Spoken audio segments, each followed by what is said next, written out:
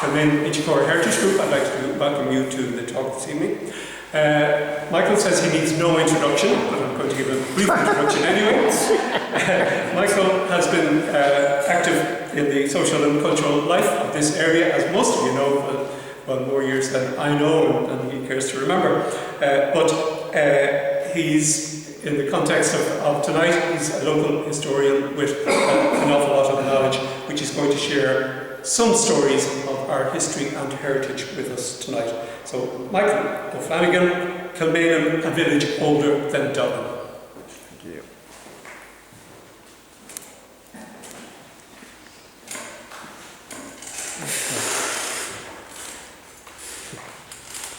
Okay, thank you, folks. I'm going to sit down here. Hope that's okay. So, good evening, ladies and gentlemen. I am just going to give snippets on the following topics because we have a very limited time. We have to be out here by 7:30. So, the snippets are going to be on pre-Christian Kilmainham, St. Moynan, Brian Boru, Kilmainham Castle, Roger Outlaw, or Outlaw as it's sometimes pronounced, Island Bridge, the Phoenix Park, and Riversdale House.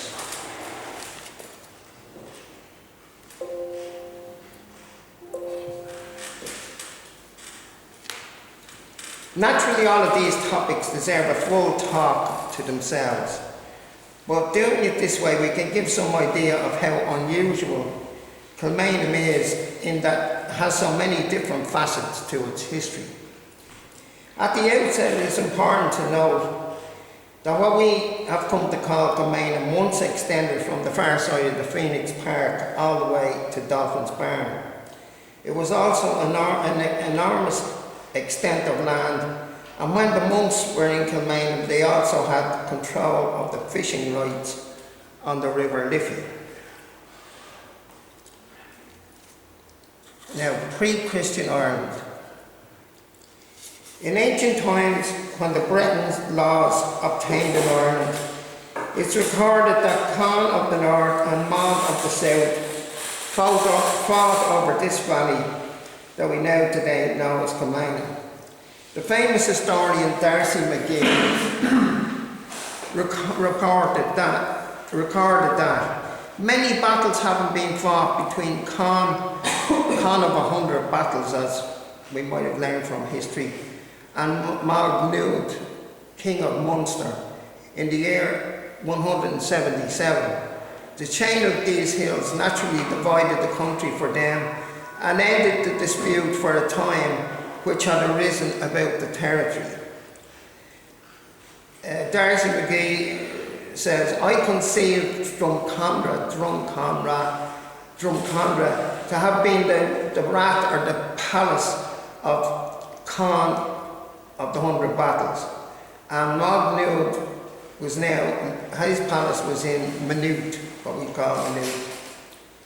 Then again in 191, this is on the Christian calendar I suppose, Magnud's ambition again spurred up and they had another battle because half of the port of Dublin, the harbour of Dublin, was not in his bailiwick and he was losing out on trade and whatever else.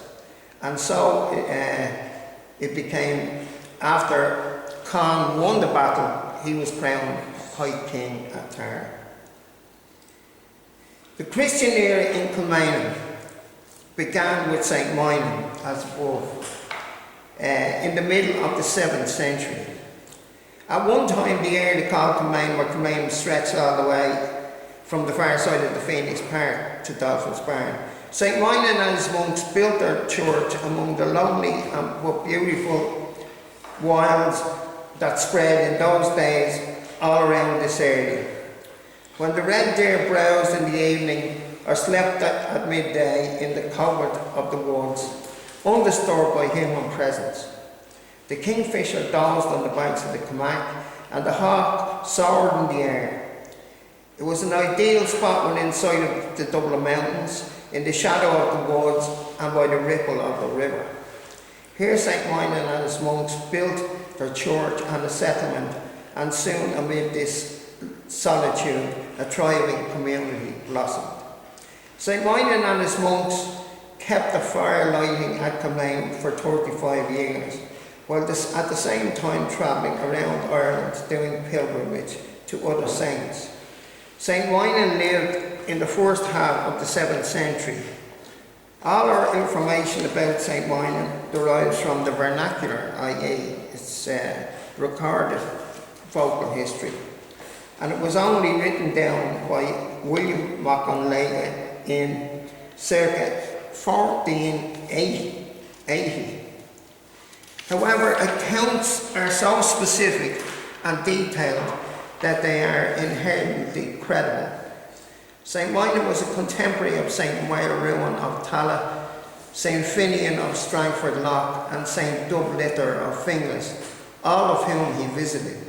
He also went to St. Finnecue in the Aran Islands.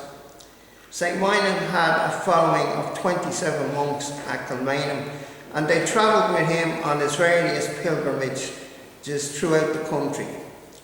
On one occasion, St. Moynihan is said to have preached to Dermot, King of Ireland.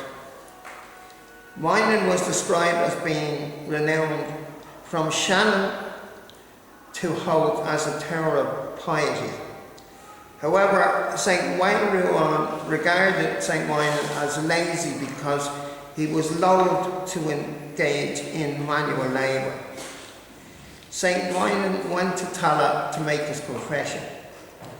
St. Mairuan is recorded as complimenting St. Moynihan and praising his perennial fire, which he kept alight at Kilmainham as follows: "Thy successors see great prerogatives shall be long, and in Ireland but thy fire shall be turned on which their privilege shall be conferred," i.e. the fire of the elder of Linen in Kilvarna, the lively and perennial fire of Inishmurray, and St. Moynihan's fire in Kilmainham. The monks of Kilmainham lived on a high fertile ridge with good grazing for their cattle. The two rivers adjacent to the settlement, the Camach and the Liffey, provided ample opportunities for fishing, fish being the staple diet of the Irish monastic groups. Besides the complement of 27 monks, the settlement would have had tenant farmers and other lay people in residence. Moynihan's monastery or kill would not have been a large structure. Let's see, a picture of that. I don't know how well we can see that. Let me see, where was I last time? Moynihan's structure. But judging by the ruins from that era, it was more likely to have been a small stone-built church with a stone-clad roof encircled by a scattering of wooden huts. Moynihan's exact date of birth and death are not known, but it is established that the monastery still existed in 780 AD. Ages passed and the church fell into ruin. Weeds grew in the pastures and ivy on the walls. The Viking invaders settled on the banks of the Liffey and ravaged what they could and scared monks away from their peaceful retreat. And then around the church, a trampling army came for deliverance.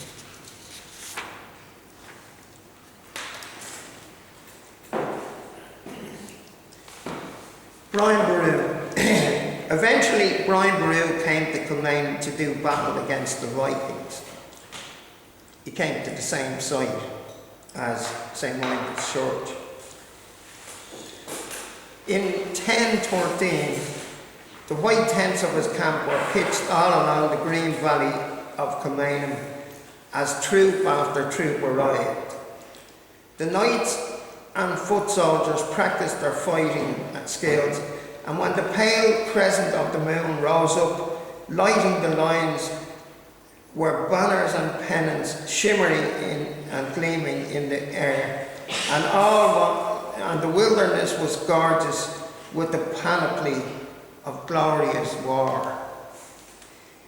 Here the sight was renewed night after night until Christmas of that year. And then in the dark, bleak winter days, King Brian abandoned his camp at Kilmainham and marched back to Clare. Then on Easter Sunday the following year, they came back to Kilmainham and crossed the Liffey, this time being victorious. But the grandson of King Brian was born in stately sorrow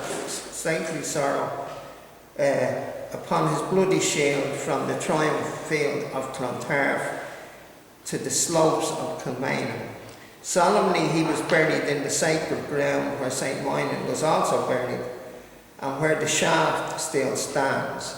That's the shaft. Sadly, the shaft, I've seen good pictures of it, but it has weathered dreadfully, so that the inscriptions and the designs on the shaft can no longer be properly seen. You can't. And they're certainly difficult to, you could feel them with your hand, but you can't, it's difficult to photograph. It's difficult to photograph. The question of whether it was ever a high cross, everybody assumes, obviously, in our minds there must have been a high cross, and it looks like maybe the top was broken off and stolen and probably sold abroad or something. But we have no guarantee that it was a high cross. There's no, and there are other high stones around the country. They're just standing stones. It's a tradition just to put standing stones up. Whether that was from the time of the Druids before Christianity or not, we don't know. But most people think it was a high cross anyway. Let me see where. Sorry, can I ask, is that in Bully's Acre? That's in Bully's Acre. This is all on the same, what I'm talking about is all on the same site. You understand? St. Moynihan was there, the Vikings were there, Brian Boru was there, and we come to the Normans then were there. Okay? They were all on the same site where we have the Royal Hospital. That's why that site is so significant. And people particularly who live in this area, should know the full history of that site. You know, they should know the history of the site. The cross, when the cross fell over, it was found, a Viking sword was found underneath it. But the point I was making there about his son being buried, was buried, they say, in front of the cross, but not underneath it. So people were saying that the cross would have been there from the 10th century, and 1014 would have been later, you know. So a Viking's cross sword was found underneath the cross. Okay, we'll go next. This is the site here. As Mark, I think Francis said, it's on the John Speed map of 1610. And that's the only drawing of Kilmainham Priory or Castle. So we'll talk about that now. Not too long after this, war between the Irish chieftains brought Strongbow to Ireland. The lands on the banks of the Liffey near Dublin were granted to the Knights Hospitallers by Strongbow, otherwise known as Richard de Clare, on his arrival in Dublin in 1171, after his marriage to Aoife MacMurrough, daughter of Dermot MacMurrough. Here in 1174, upon the ruins of St. Moynihan's Church, Strongbow had a Kilmainham Castle and Priory constructed close to the site of the present hospital, Royal Hospital at Kilmainham. Now that's my interpretation of what the castle might have looked like.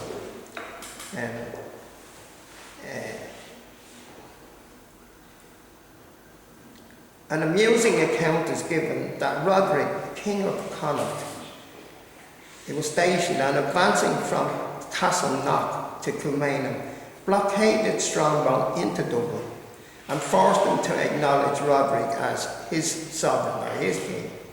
But Hugh de Cloghill, who turned out to be the first prior of Kilmainham, Hugh de Cloghill was the first prior of Kilmainham, was one of Strongbow's aides and said he would die rather than submit, and persuaded Strongbow to ride out from the city to Kilmainham and cut through the crowd so that Roderick barely escaped with his life, and being in a state of nudity, having been bathing in the Kilmainham.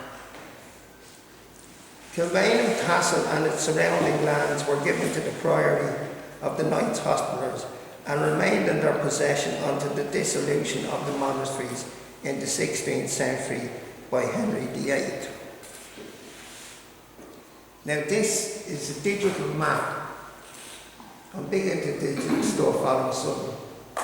This is a digital map of the whole site of Kilmainham as envisaged by the map maker, drawing on accounts of the descriptions of the area. So if you, I don't know how well anyone can see with the light here, but the River Kilmac is on this side, the River Liffey is on the far side. The little pond in the middle is a fish pond. When we say a fish pond, it was a pond where they reared fish for eating, right? All of that section in the middle would have been the castle, again, as I draw it. They're large settlements. And it would have been a very highly populated area. And it says here, the road to Dublin, the Sligo, the road to Dublin at the bottom here. The really narrow road, which we know probably as the High Road, that was the main road into and out of Dublin. And the Kilmac was important even at that time. And this is, you're talking 1400. He even has a mill drawn there. So these are from historic references in texts, and he goes to some attempt. This will be published in conjunction with the Kilmainham Atlas, which is still being worked on by the Royal Irish Academy at the moment, and one of the members of our group actually is involved in it. Been working on.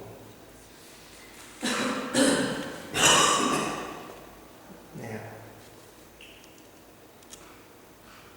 Michael, is just like the second area there, is that still roughly where the Royal Hospital? That's the grounds of the Royal Hospital. All that stuff there was in the Royal Hospital.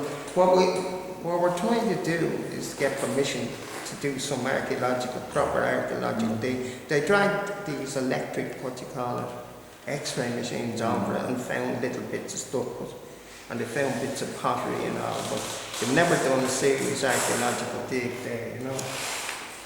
So that's that. Let me see when I can get back to where it was.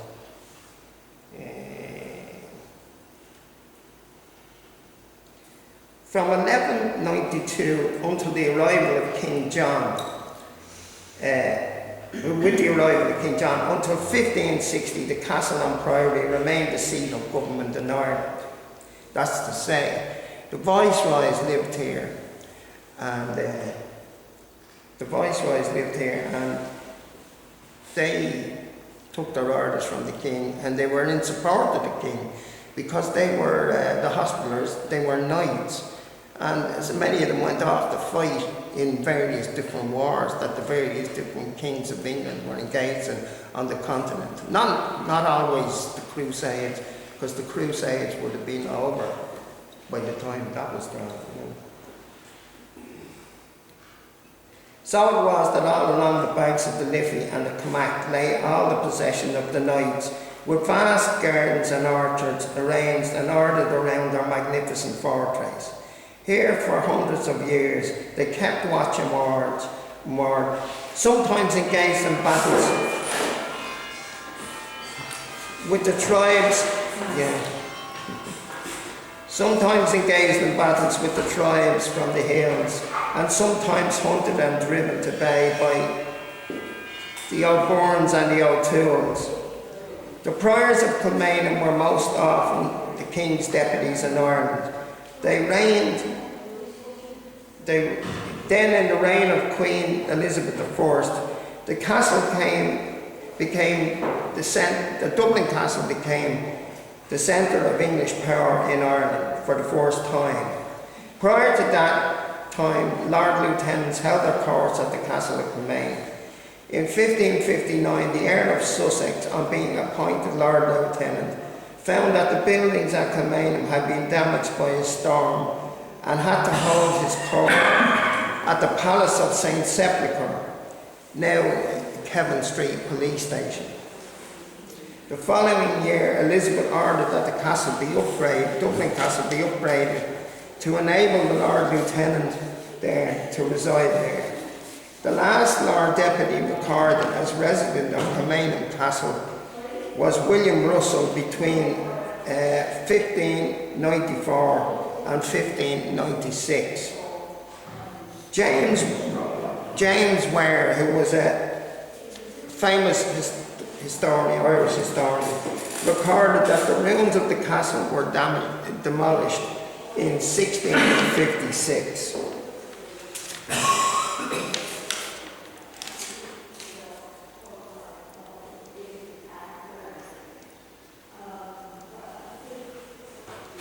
Now, this is Roger Outlaw, or Rutlaw. Roger Rutlaw was prior of Kilmainham for 30 years. That is basically, he was the King's Viceroy in Ireland for 30 years. During which time he was the most powerful man in Ireland. He was the most significant of the 120 priors at Kilmainham until its dissolution by Henry VIII in 1540. As a Knights Hospitaller, he was basically appointed by the King to do an inventory of all the lands and possessions that had been confiscated from the Knights Templars in Ireland. He produced a book called The Extent of Kilmainham. I could say it as Gaelic, but I can't say it as Latin. It's in there, which gives much information, much of the information we have from that time. In 1317, Outlaw convened a parliament at Kilmainham, at which he secured the release of Richard de Burgo, the Earl of Ulster, who had been imprisoned by the Mayor and Commons of Dublin on suspicion of aiding the Scottish invasion of Ireland by Robert the Bruce.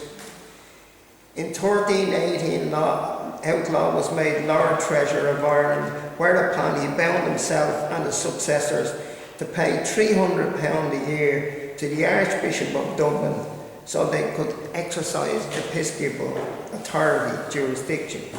That is to say, they could appoint their own priests, bishops, whatever. So they didn't have to get permission from the Archbishop of Dublin. That was the point. Also in 1318, King Edward, recognising the success of Outlaw's organisational skills and charitable work of the monastery, granted that all taxes accruing to Ireland for the ensuing year should be paid towards the support of the poor flocking into Kilmainham. That was an early death scheme, I suppose you could call it. Outlaw played an important part in securing peace between many of the factions in Ireland. A vicious civil war broke out between the Norman barons, with the Fitzgeralds, the Butlers and the Bernions on one side, and the Burghs and the Lepores on the other. The native Irish took the opportunity to engage in attacks on both sides as their common enemies. Their activity compelled the barons to feel that they were engaged in a work of self-extermination. Roger Outlaw addressed himself with creditable zeal to establish peace among them and the native chieftains, having gained no advantage of a permanent character from their constant struggles, offered to submit themselves to the government, and Outlaw thus prevailed. Outlaw performed petitioned the king to have the whole body of English law applied to Ireland. An offer of 8,000 marks was offered to the English administration, but rejected. But the English administration rejected the offer in the belief that the condition in Ireland was too great a state of ferment and commotion. Irish chieftains, let me see, not too fast.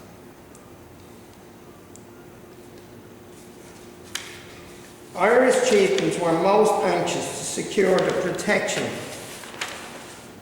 of common law, but the English invaders wanted the freedom to annex the property of the native Irish. Outlaw had to contend with the newly created Earls of Desmond, Ormond, Ulster, Meath, Kildare, Leixlip, Wexford and Carlow, as well as the native Irish chieftains of the O'Neills, the McCartans, the O'Moores, the Dempseys, the O'Connors, the O'Tooles, the McMurraghs and the O'Reillys. Outlaw travelled to London on 2 occasions in 1323 and again in 1331 to report to the king on the state of things in Ireland. In 1331 he assisted the king's finances with a loan of 200, probably for another war somewhere. In 1331 the king again reaffirmed the possessions of Kilmainham under Outlaw. In 1338, the king rewarded Outlaw for his long service and loans of money with custody of the manor of the Salmon Leap in Leixlip. In 1341, Roger Outlaw, still Prior and Chancellor and Lord Justice of Ireland, died at Amy, otherwise known as Knockamy in Limerick, a prudent and upright man who by his care and special favour and licence of the king had procured many lands, churches and rents for the order of the Knights Hospitallers. The Knights Hospitallers are also, of course, known as the Knights of Malta, and that was their headquarters. And the head man in the Knights of Malta was the equivalent of the Pope until I think it was, I don't know, was it Benedict or Francis? I think Francis it was who deposed them. But the Knights of Malta had an equal standing in the church for weird reasons, but they did until recently. Anyway, the Knights of Malta and the Knights Hospitallers are all the same.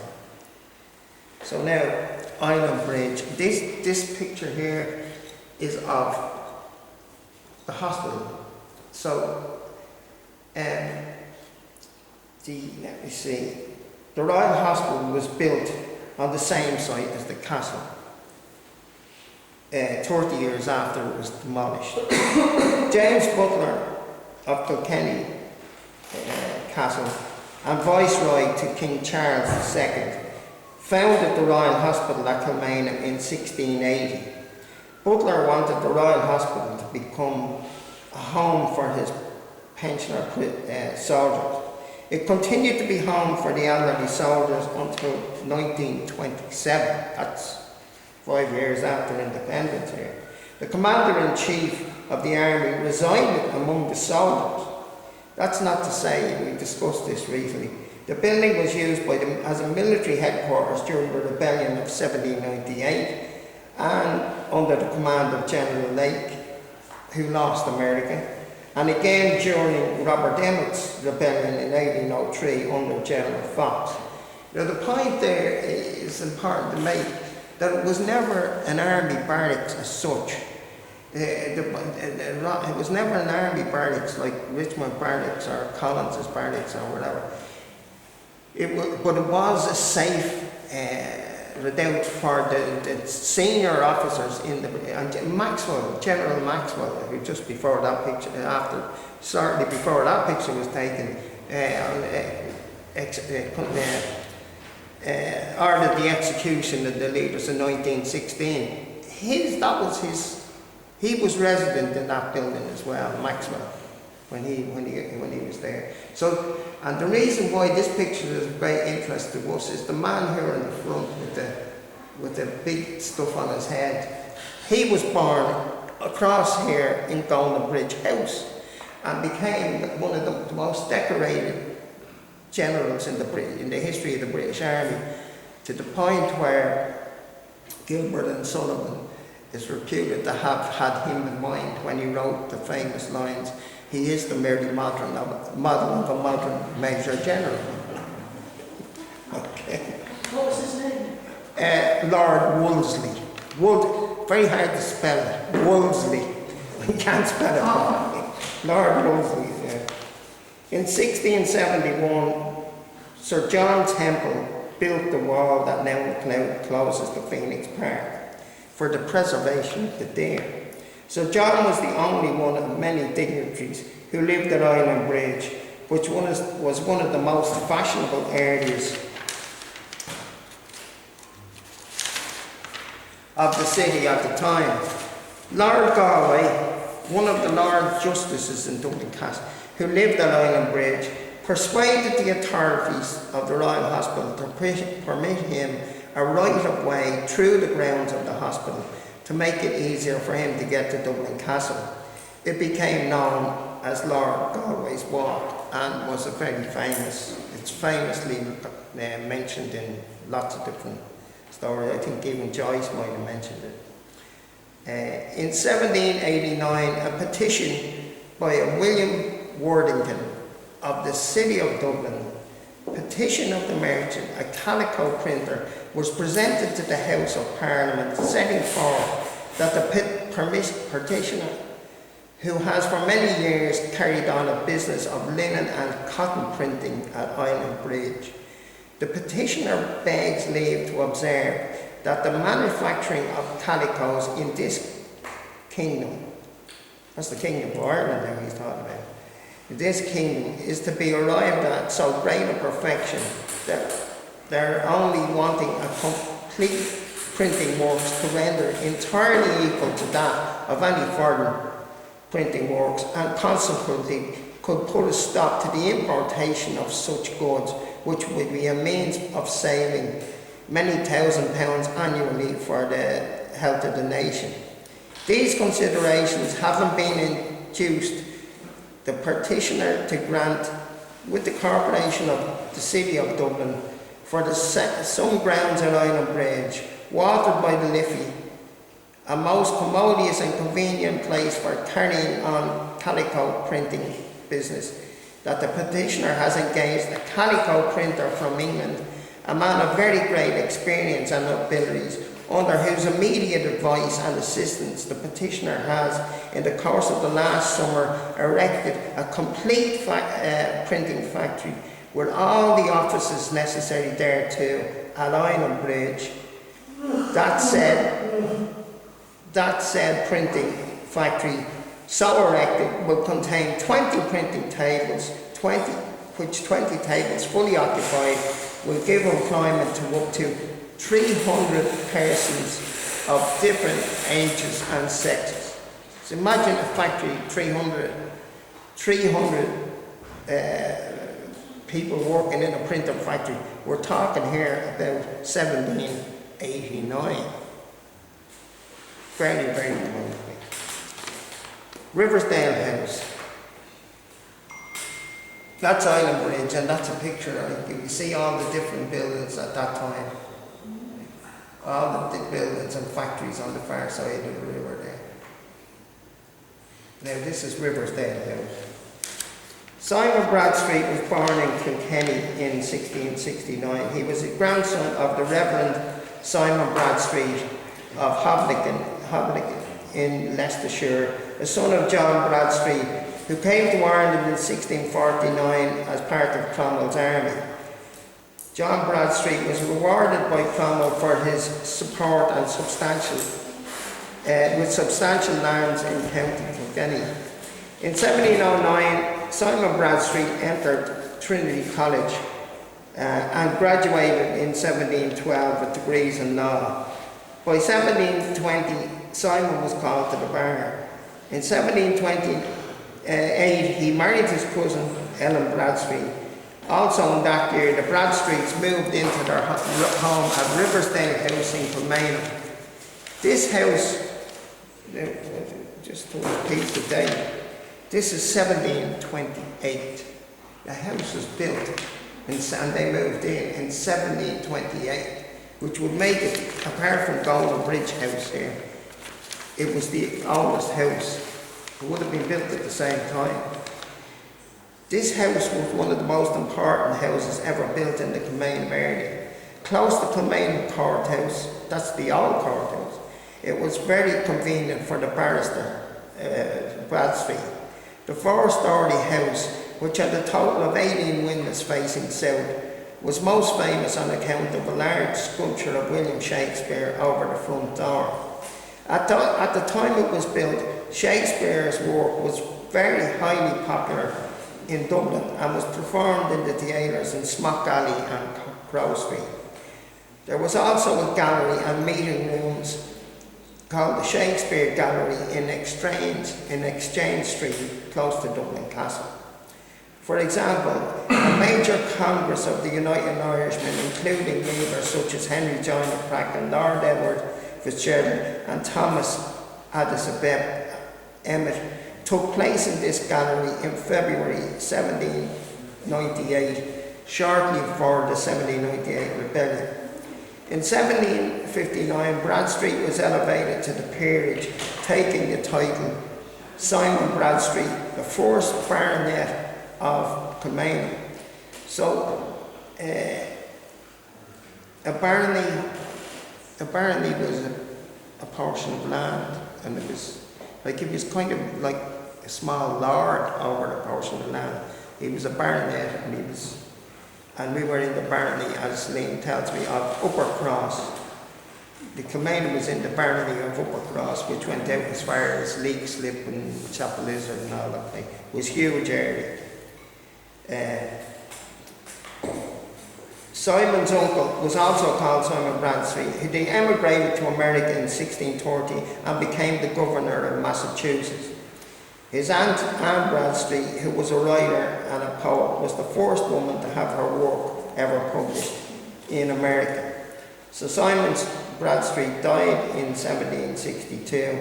Although the Bradstreets were Puritans at the time of their arrival in Ireland, by the end of the 18th century, Simon Bradstreet became a prominent member of the Catholic Committee, and Riversdale House continued to exist and wasn't demolished until 1964, which is a disgrace to think that it could have been preserved and conserved 1764.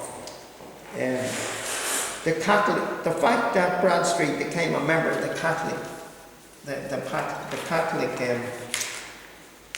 Committee, the Catholic Committee, everybody gives credit to Daniel O'Connell for Catholic emancipation, but the first Catholic emancipation was achieved by the Catholic Committee, which was actually led by Theobald Wolfe Tone, who was obviously an Anglican president, not a Catholic himself, but they were employed to lobby on behalf of the Catholics, and they got Catholic emancipation in the sense that Catholics were permitted to sit in Parliament, and Catholics were, certain Catholics, depending on how much land they had, and provided they were all men, could vote.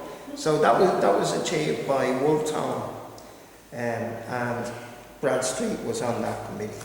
What year was this again? Pardon? What year was that when Wolfe Tone achieved this? 1792. Yeah. 1792, yeah. That was 3 years before they founded the United Irishmen. So, let me see what we'll do here.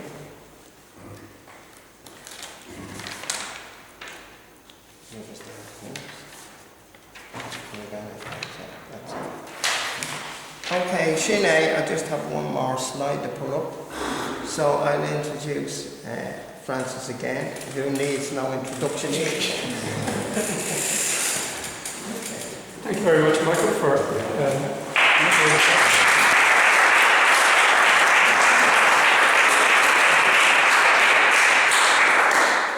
good bit of that information. Michael published in a book called The Great Book of Kilmainham, Yeah. modestly titled Great Book of Very Kilmainham modestly. in 2015. He tells me it's not available for sale anymore, but I see that, just check this afternoon, it's available in Dublin City Library and Archive in Pearse Street for reference. You can't borrow it, but it's there. Last night I just put on the Facebook page, I put the table of contents on that. So it's quite a few of the sources and the information that Michael has talked about are sort of contained within that sort of table of contents there, different snippets of 1400 years of Kilmainham history.